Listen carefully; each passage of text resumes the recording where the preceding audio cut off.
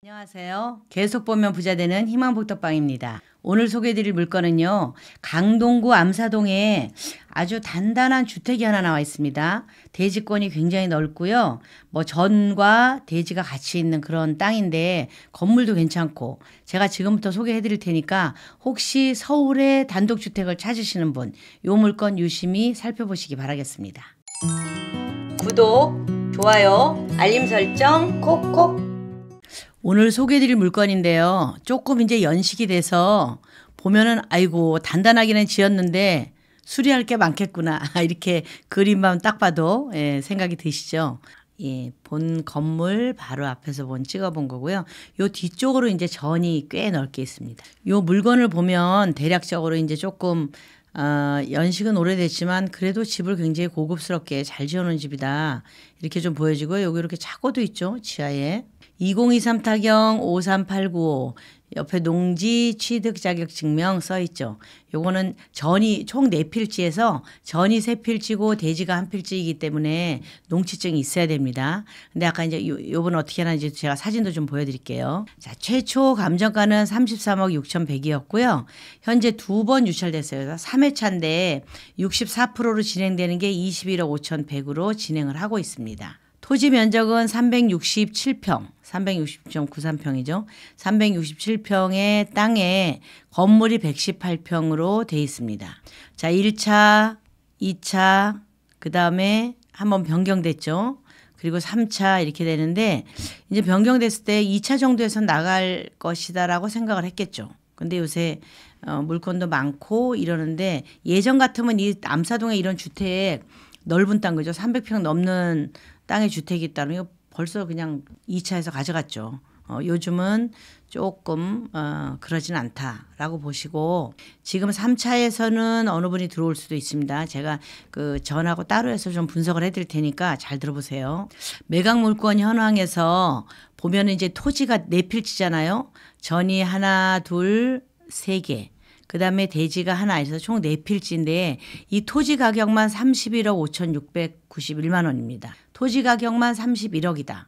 그럼 현재 21억으로 떨어져 있으면 토지 땅에서만 벌써 10억이 마이너스 됐다라고 보시면 되겠죠. 그리고 건물은 저렇게 오래된 건 건물 값어치가 없습니다. 자, 1997년 11월 11일 날 사용 승인이 났다 그러면 이건 뭐예요? 골조만 두고 전부 완전 리모델링 해야 된다라고 보셔야 돼. 이 집을 내가 봤다 그러면 골조만 딱 둬. 그다음에 뭐 위에 안에 지붕까지 싹 다 뜯어서 지하까지 해서 리모델링 해야 된다. 그럼 그 비용이 얼마가 될지 그걸 계산해 넣고 입찰가를 산정하셔야 됩니다.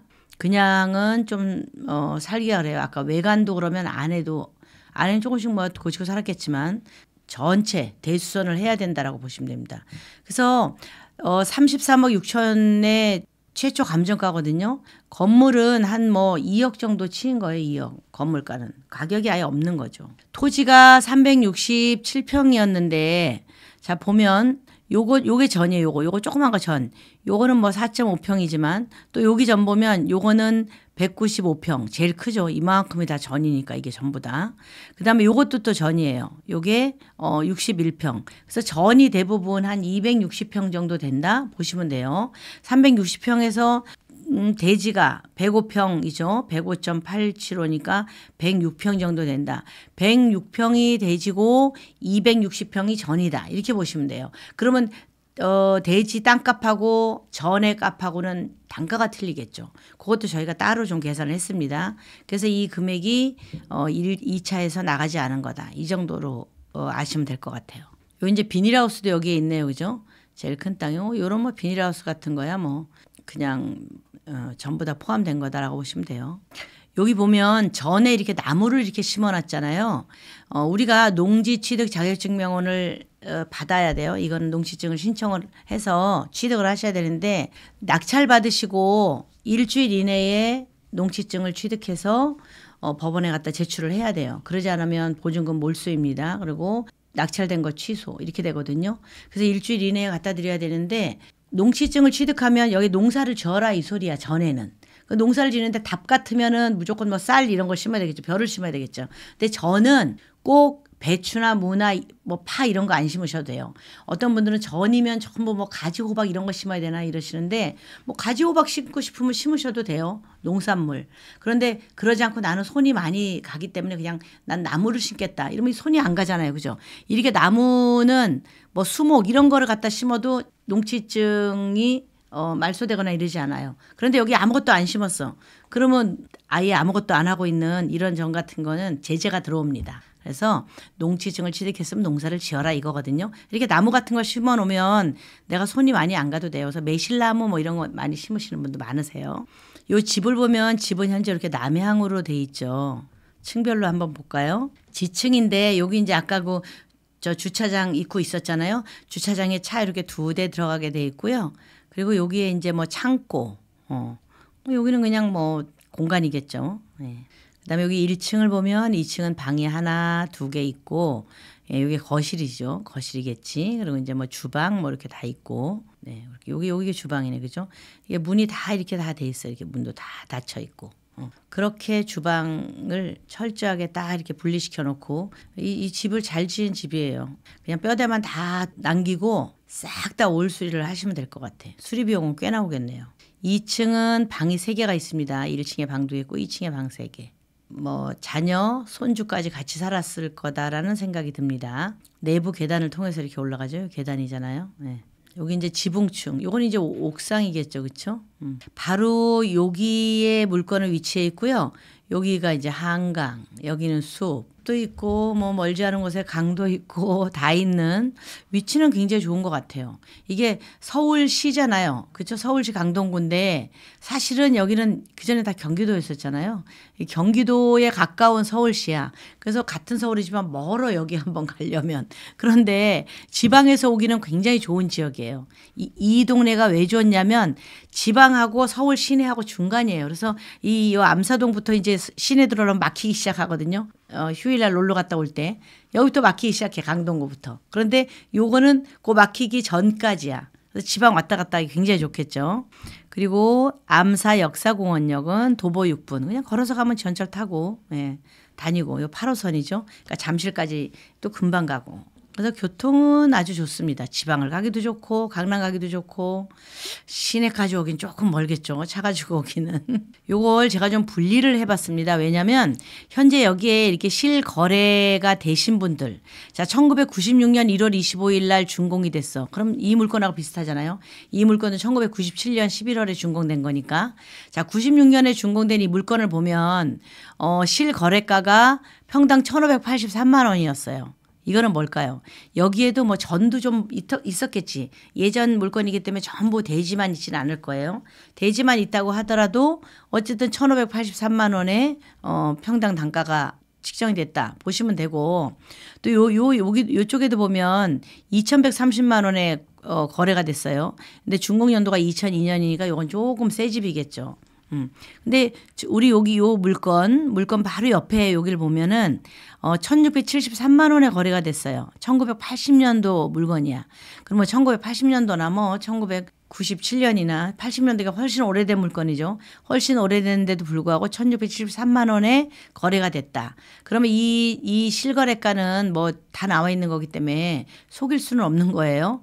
그러면 이 정도 금액으로 여기도 거래가 되겠구나. 그러나 이 집이 전이 몇 평이 있었는지 잘 모르겠어.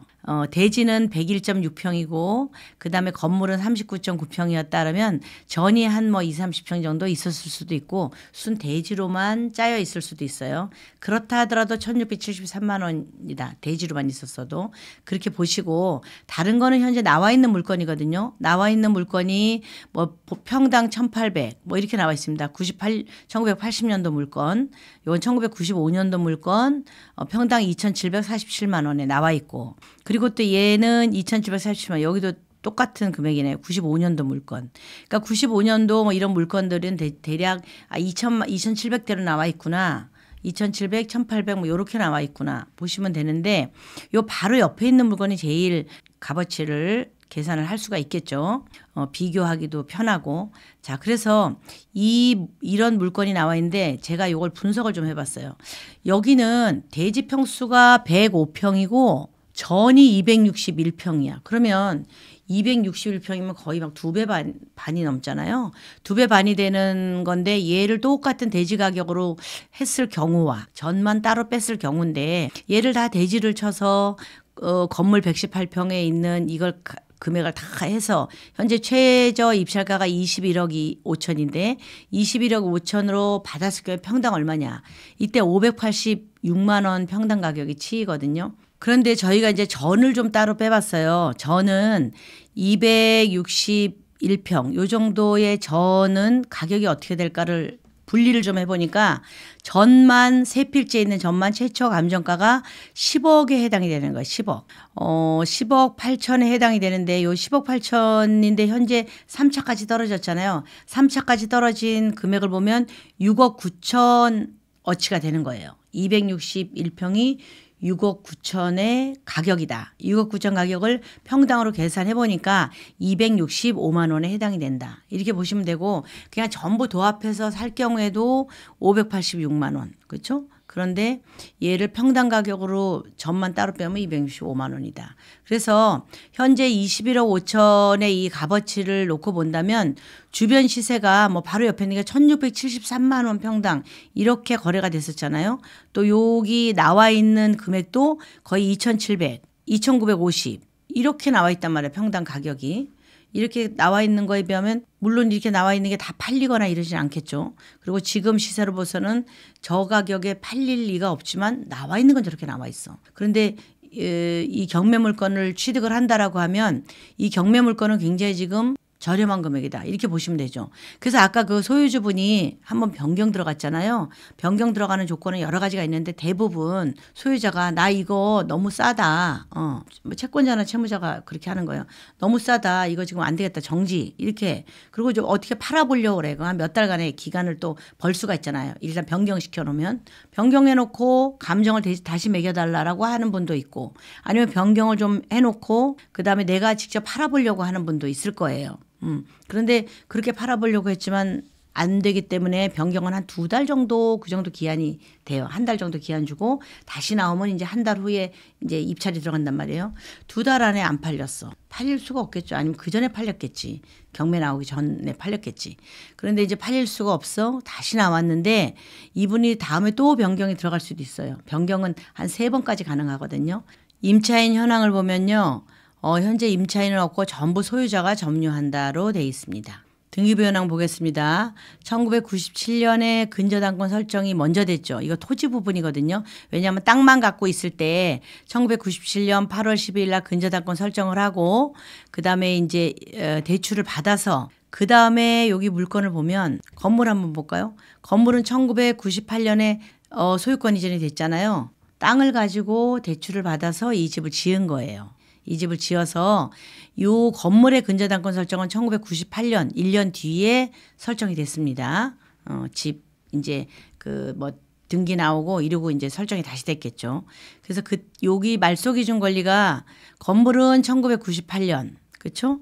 그리고 토지는 1997년 이렇게 보시면 되겠죠. 그래서 어쨌든 이 97년, 98년 이후에는 어떤 물건이 들어와도 전부 소멸이다. 말소기준 권리 이후기 때문에 소멸이다. 이렇게 보시면 됩니다.